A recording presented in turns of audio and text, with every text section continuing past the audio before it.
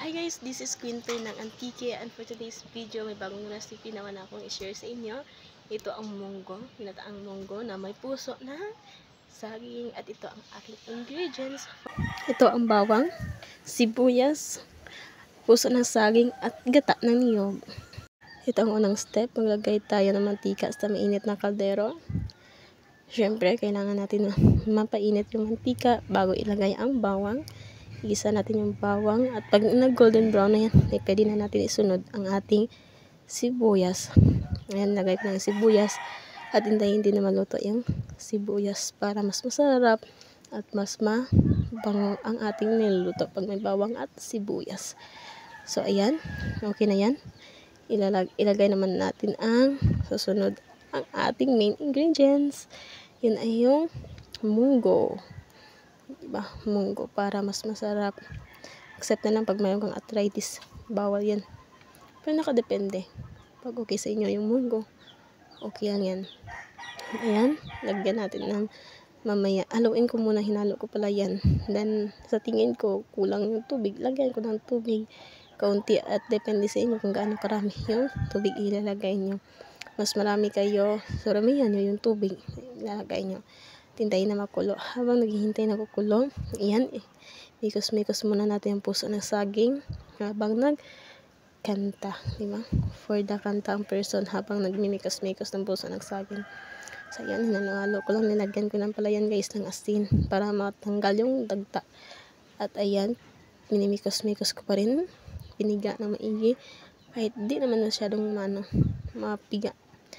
Ano lang, para mabawasan lang yung dagta niya. So, ayan.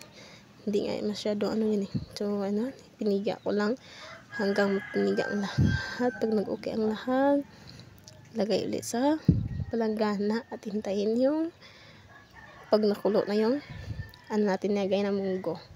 Pag nakulo na yun, pwede na natin yan ilagay ang puso ng saging. Saging lang ang may puso. Or saging lang ang may puso. Pero tao mo, may puso din ha. Huwag kayo dyan. May puso din naman ang nasaging. Hindi natin alam. Hindi sure. Diba? So, yung saging lang may puso. Ayan. Ilagay ulit sa kaldero. Hanggugas ng kamay. So, ayan guys. Dahil nakulo na ating munggo. Ilagay natin ang puso ng saging. Ilahat na lang natin yan guys. Ilagay. So, ayan. Sa tingin ko pa hindi kasya yung puso ng saging sa kaldero ko. Pero okay lang yan. Ihalo lang na yan natin ang maigi. Kasya yan. So, ayan. Sa maliit ng kaldero ako nagluto. Kasi dalawa lang din kami kakain yan. Dahil nakulo na ang ating puso ng saging at malambot na siya, lagyan natin na siya ng asin. Kaunting asin lang muna guys. At maglag lang tayo mamaya kung kulang pa. At maglagay na rin tayo ng magic sarap. So, inubos ko ng lahat ng yan kasi kaunti lang din naman yung laman niya. Kasi niluto ko yung kahapon. At minimikos-mikos ko muna, inalo ang lahat para talaga, pantay yung lasa niya mamaya.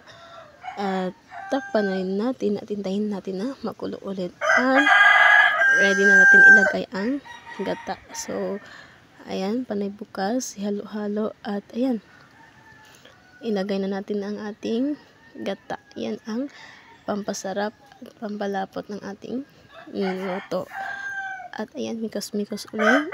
Halo na maigi para lahat ay okay. At ayan, takpan. Hintayin na maluto ang ating gata.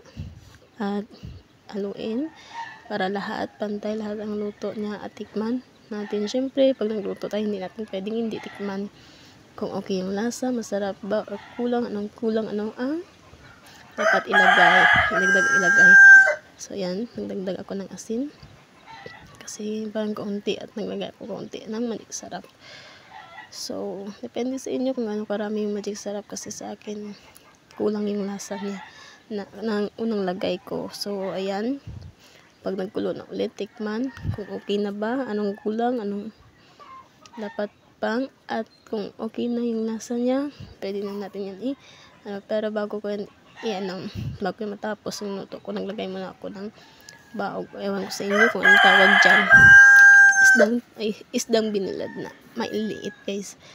Dito yan sa amin, baog. Ewan ko sa inyo kung anong tawag dyan. So, ayan, hinalo ko hanggang mag-okay na ang lahat. At tsaka natin takpan din yan.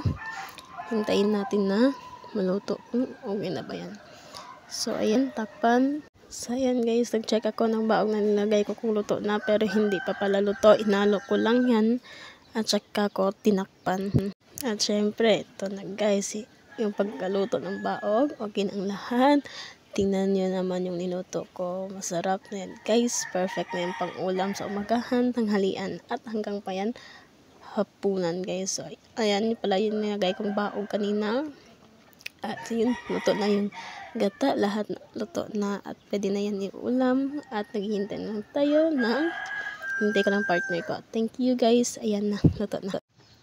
At yan, nagtatapos ang ating recipe for today guys. At gusto ko lang sabihin sa inyo na don't forget to subscribe, share and follow our Facebook page, Queen Pearl. At don't forget din i-like ang ating video. Thank you and more videos to come.